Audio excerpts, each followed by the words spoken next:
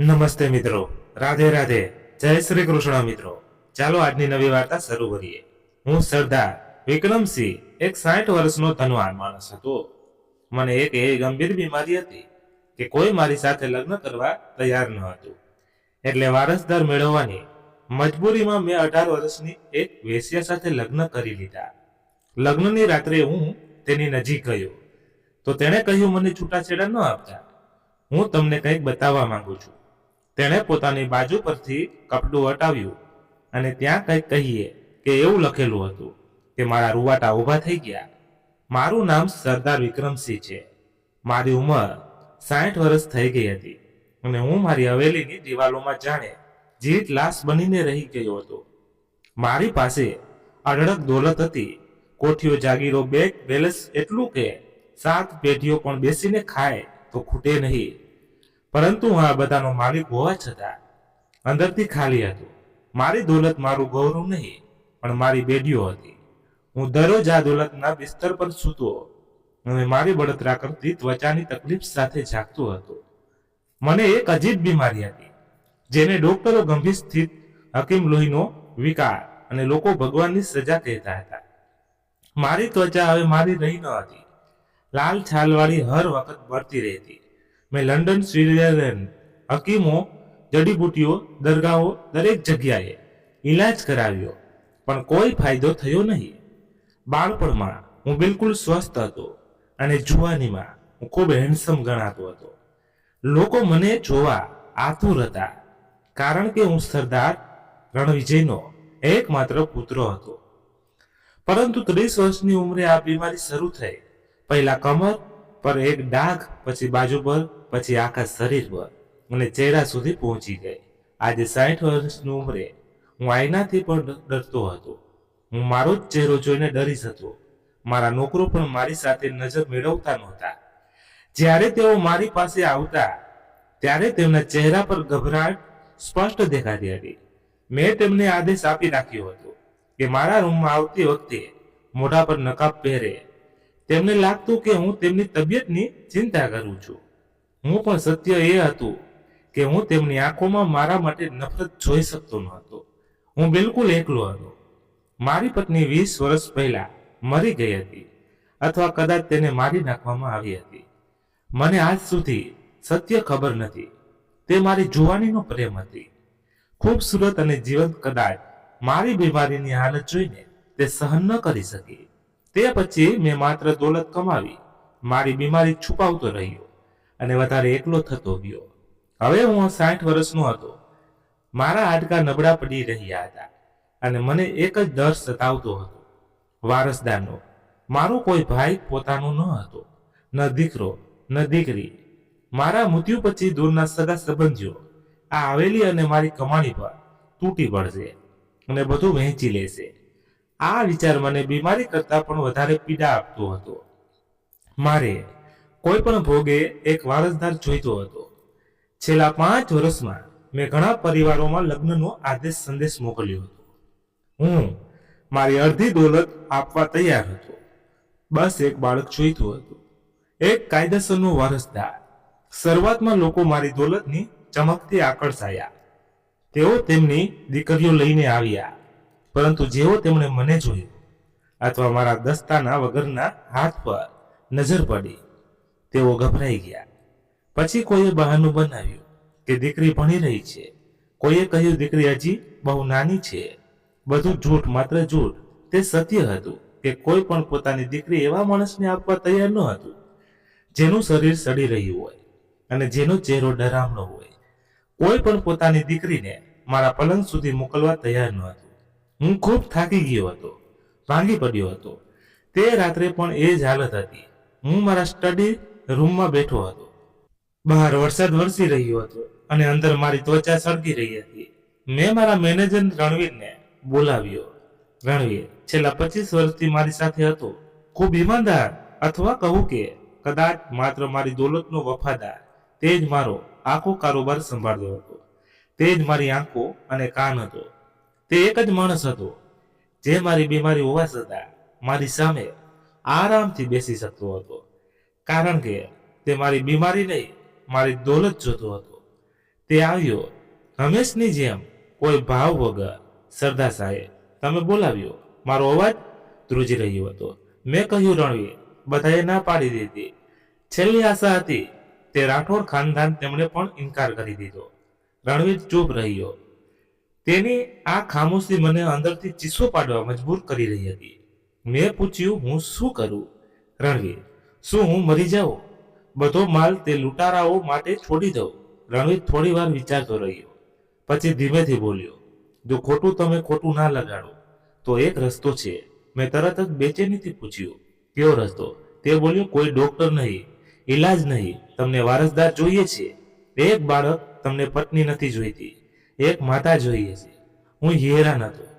મતલબ, તે બોલ્યો, સારા ખાનદાનનો તેમનો દીકરાઓ માટે સમાજ અને ઇજ્જત જુએ છે, એટલે તમને ઠુકરાવે છે.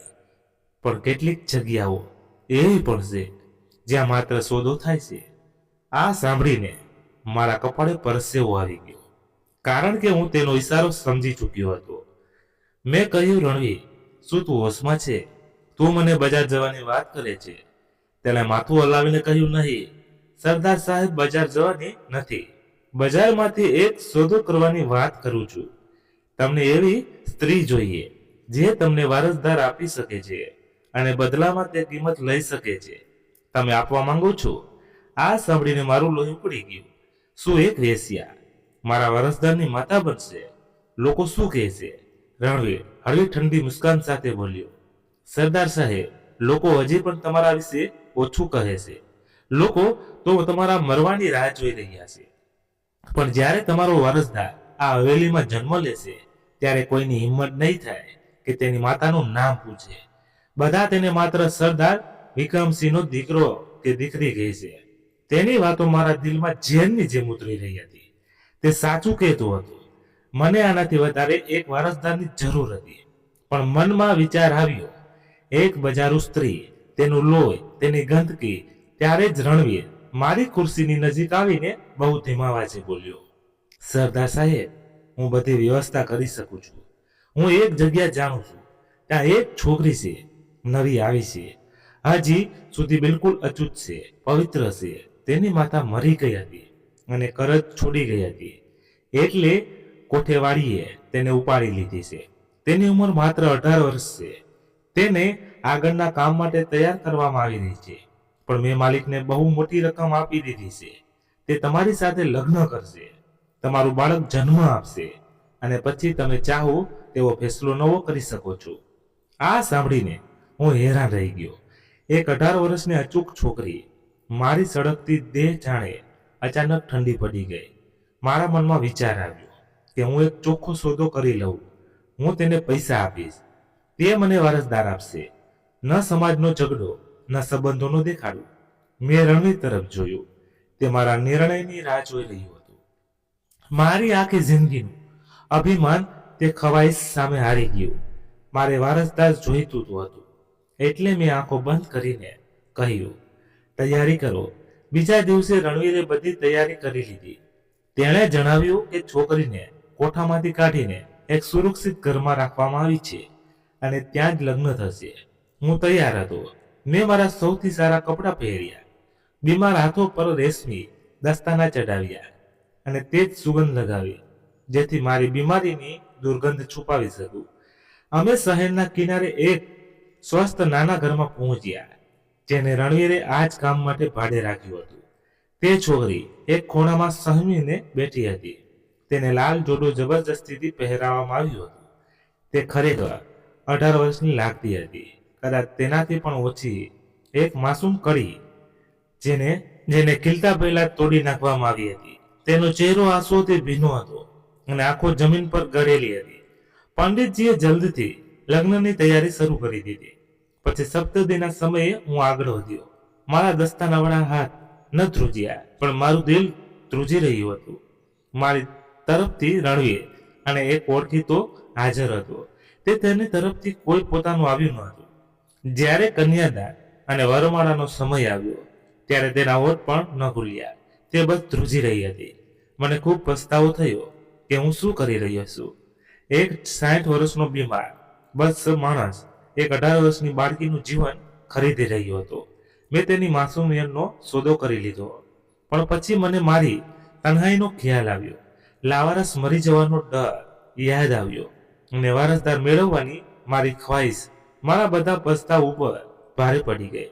મેં તેની તરફ જોયું, પણ તેણે એક વાર પણ મારી તરફ ન જોયું. પાછા આવતી વખતે અમે બંને બિલકુલ ચૂપ હતા. તે ગાડીની પાછળની સીટ પર દૂર એક ખૂણામાં સંકોચાઈને બેઠી હતી, જાણે અમારી વચ્ચે બહુ અંતર હોય. હું મારી બીમારી અને દોલતના ઘમંડમાં હતો અને તે તેના ડર અને ગરીબીમાં ઘેરાયેલી હતી. મને તેનું નામ પણ બરાબર યાદ નહોતું, કારણ કે મારા માટે તે માત્ર એક સોદો હતી, એક વારસદાર આપવાનું સાધન. હવેલી પહોંચ્યા ત્યારે રાત ખૂબ થઈ ગઈ હતી. મારા નોકરો બધા ઊભા હતા. તેમની આંખોમાં હેરત અને થોડો ડર પણ હતો, કારણ કે તેઓ નવી સરદારજીને જોઈ રહ્યા હતા. રણવીરે તેમને પહેલેથી જ સખ્તીથી સમજાવી દીધું હતું. એટલે નોકરાણીઓ તેને સીધા મારા રૂમમાં લઈ ગઈ. તે જ રૂમ જે મારી પત્નીના મૃત્યુ પછી 20 વર્ષથી ખાલી પડ્યું હતું, અથવા કહો કે મારી બીમારીને કારણે આબાદ હતો. હું થોડી વારમાં મારા સ્ટડી રૂમમાં બેઠો રહ્યો, પોતાને સંભાળતો રહ્યો. હું જાણતો હતો કે હું એક પતિ નહીં, પણ એક ખરીદદાર છું, અને આજે મારે મારી ખરીદેલી વસ્તુનો સામનો કરવાનો હતો. જ્યારે હું રૂમમાં ગયો ત્યારે તે પલંગના ખૂણામાં ઘૂંટણોમાં માથું રાખીને બેઠી હતી. તે જ લાલ જોડો હજી પણ પહેરીને મેં દરવાજો બંધ કર્યો. અવાજ સાંભળીને તેણે માથું ઊંચું કર્યું અને તેની આંખોમાં જે ડર હતો તે જોઈને હું અંદરથી હલી ગયો. તે મને એવી રીતે જોઈ રહી હતી જાણે સામે મોત ઊભું હોય. તેની નજર મારા ચહેરા, મારી ખરાબ ત્વચા, બગડેલા નકશા અને પછી મારા દસ્તાનો ઉપર ગઈ. તેને સમજાઈ ગયું હતું કે હું કઈ બીમારીમાંથી પસાર થઈ રહ્યો છું. તે મારા ચહેરાથી ડરેલી હતી અને એ વાતથી પણ કે તેણે તેની આખી જિંદગી મારા જેવા માણસ સાથે ગુજારવી પડશે. મારું મન થયું કે હું તેને કહી દઉં કે હું પોતે દરરોજ આઈનામાં મારા ચહેરા પર આ જ નફરત અનુભવું છું. પણ હું ચૂપ રહ્યો. હું ધીમે ધીમે તેની તરફ વધ્યો તો તે ગભરાઈને પલંગ પર પાછી હટી ગઈ, ત્યાં સુધી કે તેની પીઠ દિવાલ સાથે અડી ગઈ. તેની પાસે બચવાની કોઈ જગ્યા ન હતી. હું તેની નજીક જતો રહ્યો.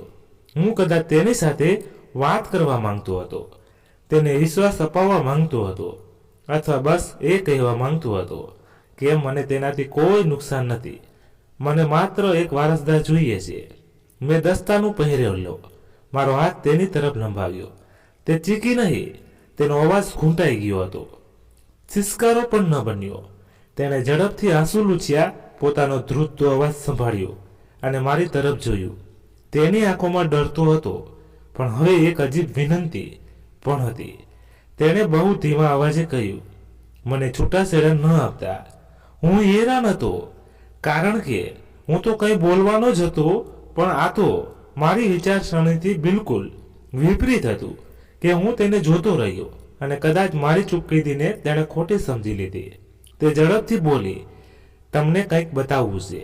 તે એક ક્ષણ અટકી મારા ચહેરાને જોતી રહી, જાણે મારા મનની વાત વાંચવા માંગતી હોય.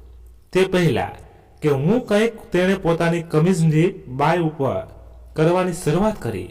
તેનો હાથ ધ્રુજી રહ્યો હતો. તેણે બાયને કોણીથી ઉપર ખેંચી અને પોતાના કાંડા દેખાડી. તેની ગોરી ત્વચા પર એક જૂનું નિશાન બનેલો હતો. કોઈ અક્ષર, કોઈ ખાસ નિશાન છે. સમય સાથે આસી પડી ગઈ, પણ સાફ દેખાઈ રહી હતી. મેં તે નિશાનને બસ એક નજર જોયું અને મારા પગ જાણે જમીનમાં ખૂંપી ગયા. મારો શ્વાસ અટકી ગયો. રૂમની હવા જાણે અચાનક અટકી ગઈ.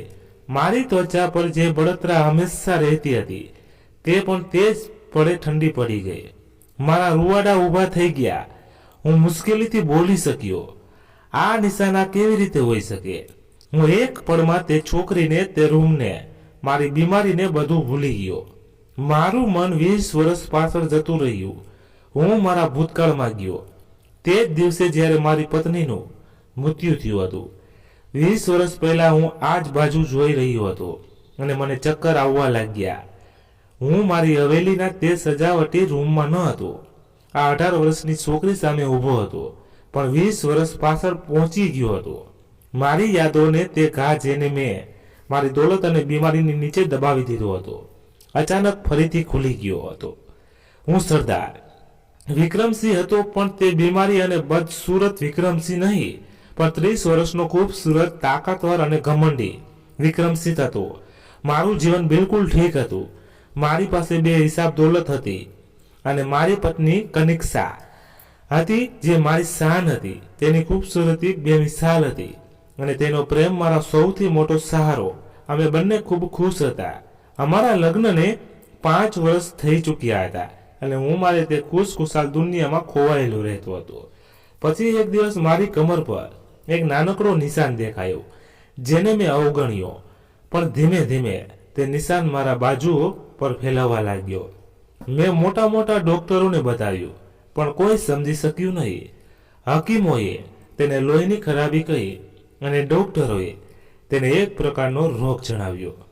20 વર્ષ સુધી ઘરમાં બંધ રહેતા રહેતા આ બીમારી મારા ચહેરા સુધી પહોંચી ગઈ. મારી ત્વચા લાલ થવા લાગી અને તેના પર પડ જામવા લાગ્યા.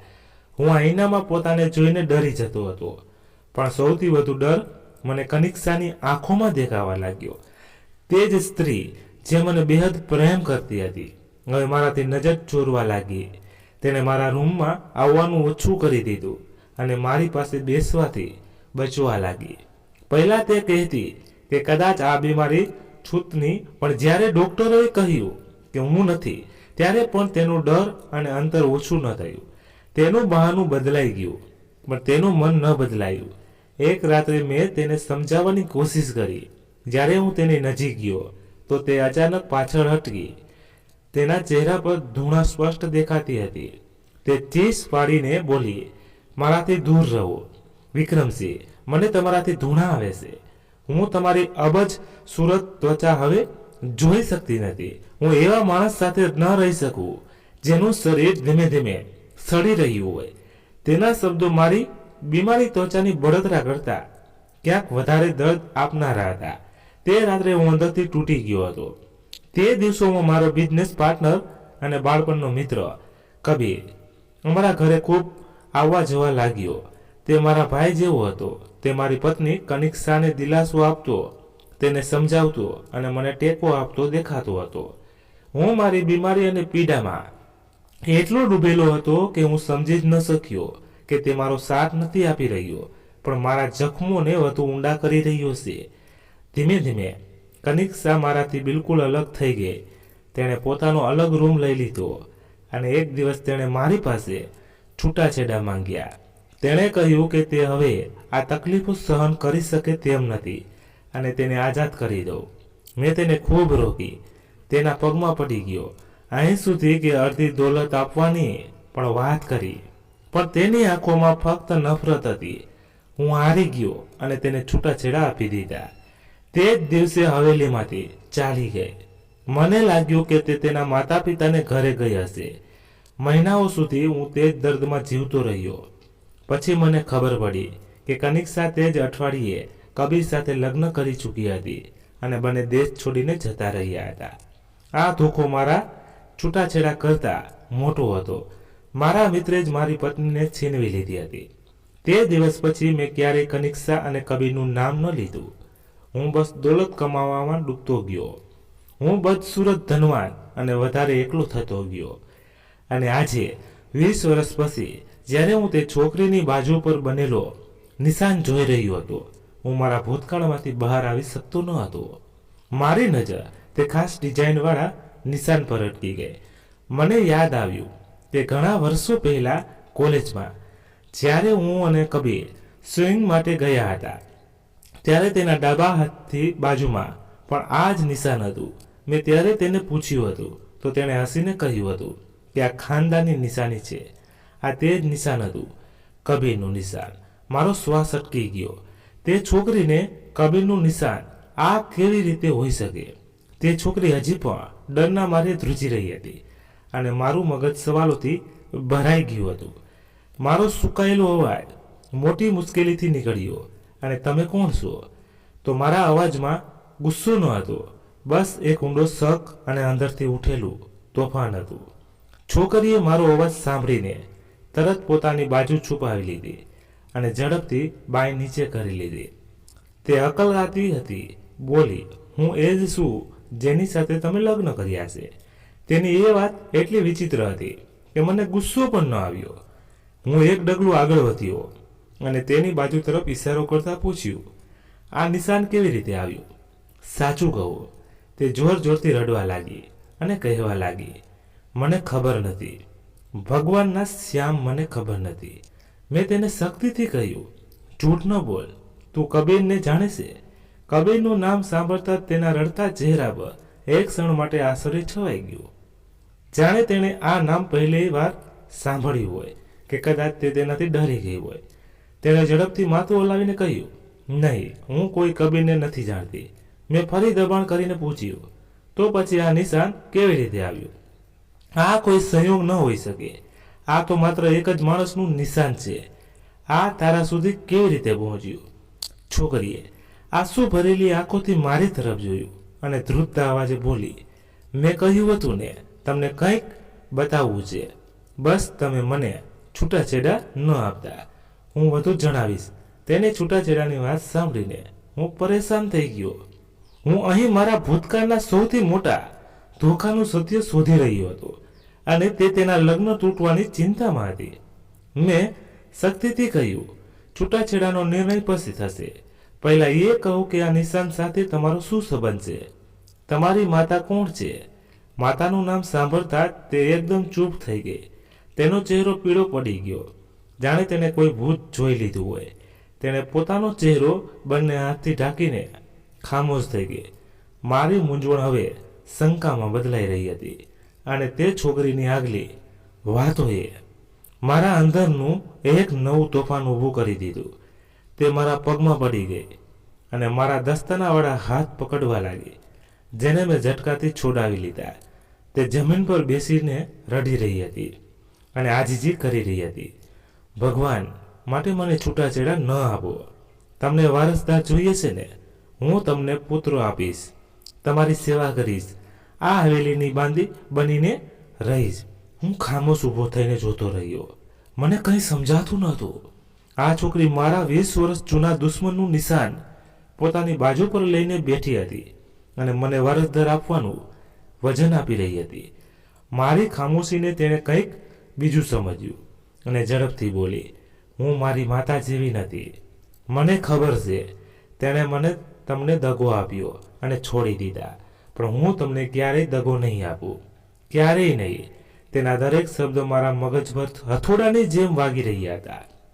તે મારી પત્ની કનિષ્કાને જાણતી હતી, તેના દગાને જાણતી હતી અને કહી રહી હતી કે તે તેના જેવી નથી.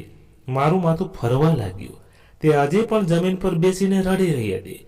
તમે મને આ નરકમાંથી કાઢી, મને ખરીદી, એ સાચું, પણ સાથે જ મને ઇજ્જત પણ આપી. તમે મારી સાથે લગ્ન કર્યા. મારી માતાના ગુનાની સજા મને ન આપો. જો મેં મારી માતાની ભૂલનું પુનરાવર્તન કર્યું તો આ બધું સાચું થશે.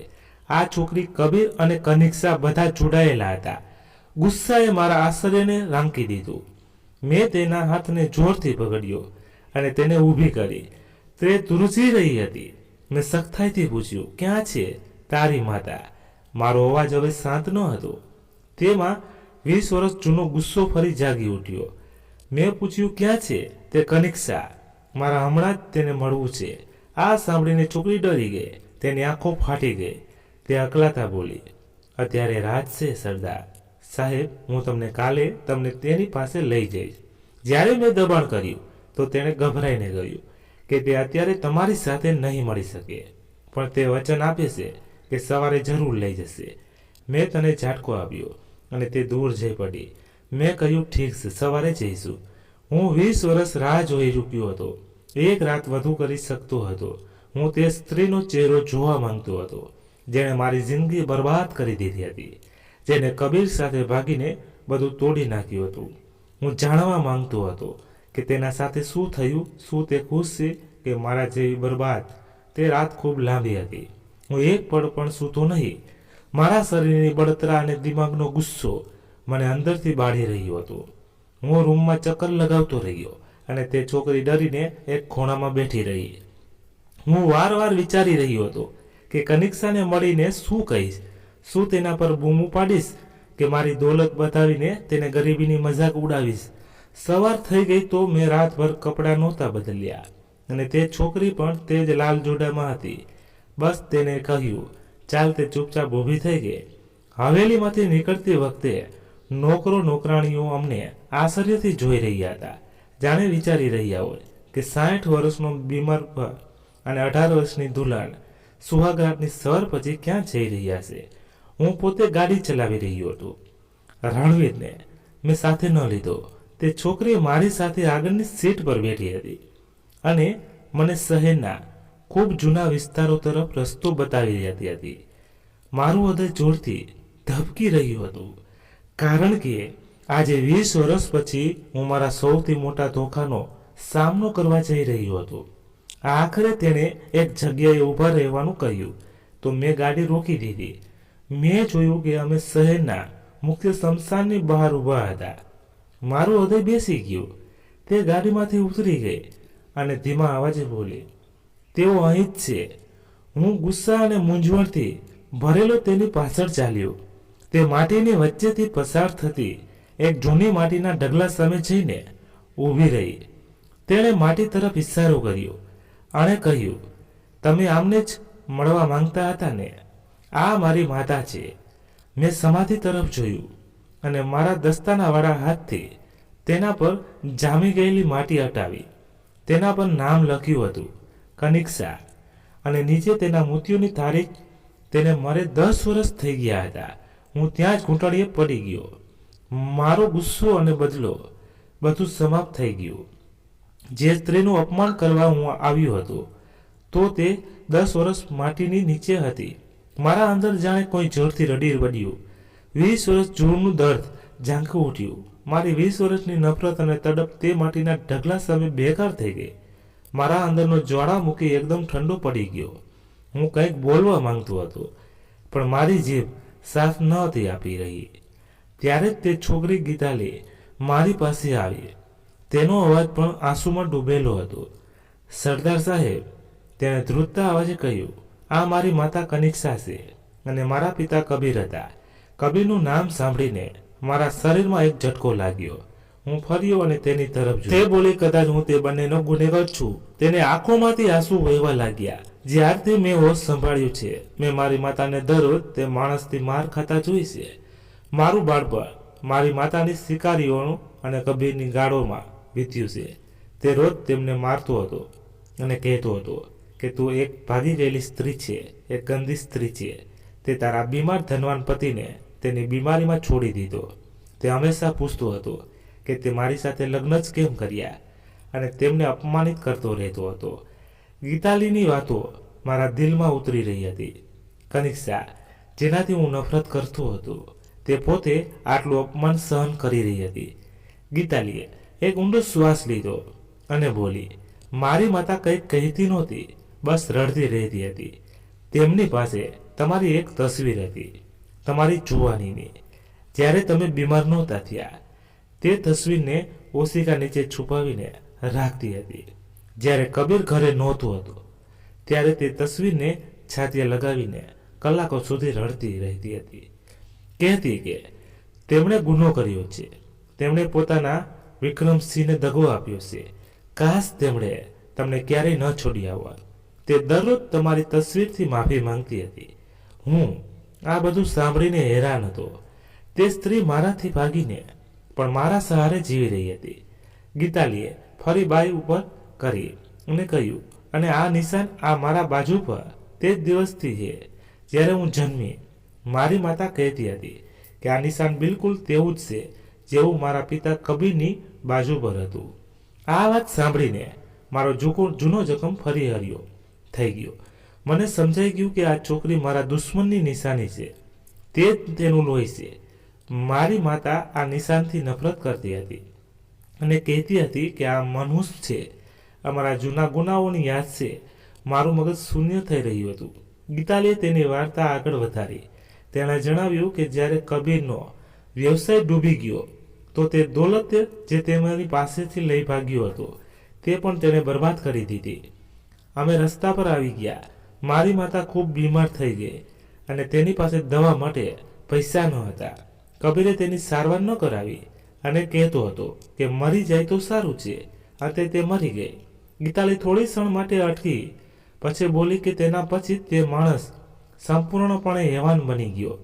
તે મને પણ મારતો હતો અને કહેતો હતો, હું પણ મારી માતાની જેમ મનુષ્ય છું અને તેનું જ લોહી છું. હું તે સમયે માત્ર 14 વર્ષની હતી. તેનો અવાજ ધીમો થઈ ગયો. તેણે જણાવ્યું કે એક રાત્રે કબીર તેને એક ઘરે લઈ ગયો અને પોતાના જુગારના દીવાનાના બદલે તેને વેચી દીધી. આ સાંભળીને હું અંદરથી હલી ગયો. તેણે કહ્યું કે કબીરે તેને કોઠા પર વેચી દીધી. આ કહેતા તે ફૂટી ફૂટીને રડી પડી. હું 4 વર્ષ તે નરકમાં રહી. હું ત્યાં મરવા માંગતી નહોતી. કોઠાની માલકીને કહ્યું કે હું ખાસ છું અને તે મારા 18 વર્ષ થવાની રાહ જોઈ રહી હતી, જેથી મને શહેરના સૌથી મોટા માણસને વેચી શકે. પછી તમારા મેનેજર આવ્યા. તેણે એટલી મોટી રકમ આપી કે માલકીને તરત મને તમારા હવાલે કરી દીધી. તે ખામોશ થઈ ગઈ. શમશાનની શાંતિમાં માત્ર મારી સિસકારીઓ હતી. જ્યારે મેં તેમને જોયા, હું તમને ઓળખી ગઈ હતી. મારી માતાની તસવીર જોઈને હું ડરી ગઈ હતી.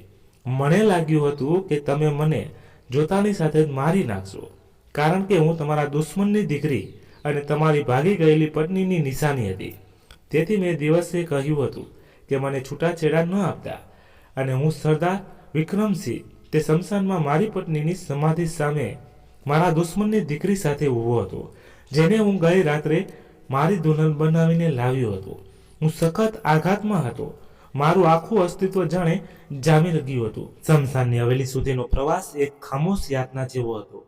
હું ગાડી ચલાવી રહ્યો હતો અને મારા હાથ સ્ટેરિંગ પર ધ્રુજી રહ્યા હતા. મારું મગજ જ હતું. મારી બાજુની સીટ પર મારા દુશ્મનની દીકરી બેઠી હતી. તે છોકરી જેને હું મારી પત્ની બનાવીને લાવ્યો હતો, તે પણ ચૂપ હતી. કદાચ મારી પ્રતિક્રિયાથી ડરી ગઈ હતી. હું શું પ્રતિક્રિયા આપું? હું તો પોતે અંદરથી મરી ચૂક્યો હતો. મારી નફરત મારી પત્નીની સમાધિ પર ખતમ થઈ ગઈ હતી, અને હવે મારી પાસે માત્ર એક ઊંડી કસક રહી ગઈ હતી. હવે હવેલી પહોંચીને હું ગાડીમાંથી ઉતર્યો અને સીધો મારા રૂમમાં ગયો. મેં પાછળ ફરીને તેને જોઈ પણ નહીં. મને ખબર નથી કે તે મારી પાછળ આવી કે નહીં. મારા નોકરોએ મને તે હાલતમાં જોઈને ડરી ગયા હતા. મેં રૂમનો દરવાજો અંદરથી બંધ કરી દીધો અને પલંગ પર પડવાને બદલે મારી તે જ ખુરશી પર ઢળી પડ્યો, જ્યાં બેસીને હું મારા કારોબારના નિર્ણયો લેતો હતો. આજે હું મારી જિંદગીનો નિર્ણય કરી શકતો ન હતો. ત્યારે જ ગીતાલી રૂમમાં આવી. તેને જોતા જ મને લાગ્યું કે તે હવે 18 વર્ષની વેશ્યા નહીં, પણ મારા ભૂતકાળનું જીવનું દર્દ છે, મારા દુશ્મનનું લોહી, મારી બેવફા પત્નીની નિશાની. મેં તેને કંઈ ન કહ્યું, માત્ર આંખો બંધ કરી લીધી. હું તેને રૂમમાંથી જવાનું પણ કહી શક્યો નહીં. કદાચ મારામાં હવે હિંમત નહોતી બચી. ઘણા દિવસો વીતી ગયા. હું રૂમમાં કેદ રહ્યો અને તે ચૂપચાપ એક ખૂણામાં બેઠી રહેતી. તે ક્યારેક ખાવાનું લાવીને, ક્યારેક પાણી લાવીને મારી નજીક આવવાની કોશિશ કરતી, પણ હું તેનો હાથ હટાવી દેતો અને તેના પર બૂમો પાડી દેતો, દૂર રહે. એક રાત્રે તે મારી દવા લઈને આવી તો મેં ટ્રે ફેંકી દીધી અને કાચના ટુકડા આખા રૂમમાં વેરવિખેર થઈ ગયા. મેં ગુસ્સામાં કહ્યું, ચાલ જા, મને તારી સહાનુભૂતિ નથી જોઈતી. તે રડતા બોલી, હું ક્યાં જાઉં? આ લગ્ન, આ બધું. તેની વાત કાપી. મેં કહ્યું, તને માત્ર વારસદાર માટે ખરીદી હતી, મારા દુશ્મનની દીકરી સાથે લગ્ન કરવા માટે નહીં. તેમાં તે મારી નજીક આવી તો હું પાછળ હટી ગયો અને કહ્યું, મને ન અડતી. તને જોઈને મને કનિષ્ઠા યાદ આવે છે, તેનો દગો યાદ આવે છે, કબીર યાદ આવે છે. તું તે બંનેનો ગુનો છે. તે જમીન પર બેસી ગઈ અને રડતા મારા પગ પકડવાની કોશિશ કરવા લાગી. તે બોલી, સરદાર સાહેબ, હું મારી માતા જેવી નથી. તેણે તમને છોડ્યા હતા, મેં કંઈ કર્યું નથી. તે વારવાર કહેતી હતી, હું તમને ક્યારેય નહીં. હું તમારી પત્ની છું, તમારું ધ્યાન રાખીશ, મારાથી દૂર ન જાઓ. પણ તેની વાતોથી હવે મારા પર કોઈ અસર થતી નહોતી, કારણ કે મારું હૃદય પથ્થર જેવું થઈ ગયું હતું. તેમ છતાં તેણે હાર ન માની. બીજા દિવસથી તેણે પોતાનું આખું વર્તન બદલી નાખ્યું. મારે ગુસ્સે થવા અને બૂમ પાડવા છતાં તે મારું કામ કરતી રહી. સમયસર મારી દવાઓ લાવી, પોતાના હાથે મારા માટે ભોજન બનાવતી. મારી બીમારીને કારણે મારા નોકરો મારાથી દૂર રહેતા હતા. અને નકાબ પહેરીને રૂમમાં આવતા હતા, પણ તે નકાબ વગર મારી સામે આવતી હતી. મારી ખરાબ બળી ગયેલી ત્વચા જોઈને પણ તેના ચહેરા પર ક્યારેય ધાણા દેખાતી નહોતી. એક રાત્રે મારી બીમારી ખૂબ વધી ગઈ અને મારી ત્વચા આગની જેમ સળગવા લાગી. હું દર્દથી કણસી ને રૂમમાં વસ્તુઓ ફેંકી રહ્યો હતો. નોકરો ડરીને બહાર ઊભા હતા. નજીક આવતું ન હતું ત્યારે તે દોડતી અંદર આવી અને મને સંભાળ્યો. હું તેને હટાવવા માંગતો હતો, પણ તેની પકડ ખૂબ મજબૂત હતી. તેને મને બેસાડ્યો, મલમ લાવીને પોતાના હાથ પર લગાવ્યું અને મારી સળગતી ગરદન પર લગાવવાનું શરૂ કરી દીધું. હું શાંત થઈ ગયો. તેના હાથમાં ન કામ હતું, ન ડર, ન ધરણા. તે બસ તસલ્લીથી પોતાનું કામ કરી રહી હતી. મેં હેરાનીથી તેનો હાથ પકડીને પૂછ્યું, તને મારી આ બદસુરત ત્વચાથી ધૂણા નથી આવતી? મારી પહેલી પત્ની, તું મારા ચહેરાથી જ નફરત કરતી હતી. ગીતાલીએ મારી તરફ જોયું. તેની આંખોમાં આંસુ ન હતા, પણ એક અજીબ શાંતિ હતી. તે બોલી, તમારાથી નફરત કોણ કરી શકે? તેના આ જવાબે મને ચૂકાવી દીધો. તે બોલી, તમે ખૂબ નેક દિલ છો. હું કડવાશથી હસ્યું અને કહ્યું, હું એ જ છું તેણે તને ખરીદી છે. પણ તેણે માથું હલાવીને કહ્યું, નહીં, તમે એ જ છો જેણે મને આ નરકમાંથી બહાર કાઢી છે, જેણે મને મારા બાપના ગુનામાંથી બચાવી છે. મને નફરત માત્ર એક માણસથી છે, મારા બાપ કબીરથી, જેણે મારી માતાને મારી અને મને વેચી દીધી. તમે તો મને બચાવી છે. હું તમારાથી કેવી રીતે નફરત કરી શકું? હું તેની વાતો સાંભળીને હેરાન તેને જોતો રહ્યો. તેના આ શબ્દો મારા કાનમાં નહીં, મારી આત્મામાં ઉતરતા ગયા. આજ સુધી કોઈએ એમ નહોતું કહ્યું કે હું નેક દિલ છું. મારી આ બદસુરત બળી ગયેલી ત્વચા પાછળ કોઈએ મારું દિલ નહોતું જોયું. મારી પત્ની કનિક્ષાએ પણ નહીં. પણ આ છોકરી, મારા દુશ્મનની દીકરીએ મારી નફરતની દિવાલમાં પહેલી તિરાડ પાડી દીધી. તે રાત્રે મેં તેને મલમ લગાવતા રોકી નહીં. તેના હાથના સ્પર્શમાં શ્રુણા હતી, પણ એક અજીબ સાફ પોતાપણું અને સુકૂન હતું. તે રાત્રે પહેલીવાર મારા શરીરની બળતરા ઓછી થઈ અને મારા આત્માને આગ પર ઠંડી થવા લાગી. તે પછી બધું બદલાઈ ગયું. મેં તેની સાથે લડવાનું છોડી દીધું અને તેને પોતાનાથી દૂર કરવાનું પણ છોડી દીધું. તે એક પડછાયાની જેમ મારી સાથે રહેવા લાગી હતી. હવે તે માત્ર મારી પત્ની ન હતી, પણ મારી સંભાળ રાખનારી, મારી નર્સ, મારી મિત્ર બની ગઈ. તે માત્ર મારા માટે ભોજન બનાવતી, પોતાના હાથે ખવડાવતી, મારી દવાઓનું ધ્યાન રાખતી, મને વાર્તાઓ સંભળાવતી અને મને હસાવવાની કોશિશ કરતી. હું જે 60 વર્ષનો એક બીમાર અને બદસુરત માણસ હતો, વર્ષો પછી હસવા લાગ્યો. મારી હવેલીના નોકરો પણ હેરાન હતા, કારણ કે તેઓ સરદાર વિક્રમસિંહને બદલાતા જોઈ રહ્યા હતા. મેં ફરીથી આઈનો જવાનું શરૂ કરી દીધું. બીમાર હજી પણ હતી, પણ તેનું દર્દ ઓછું થઈ ગયું હતું. કદાચ એટલા માટે કે હવે કોઈ હતું જેને મારી બળી ગયેલી ત્વચાથી નફરત નહોતી.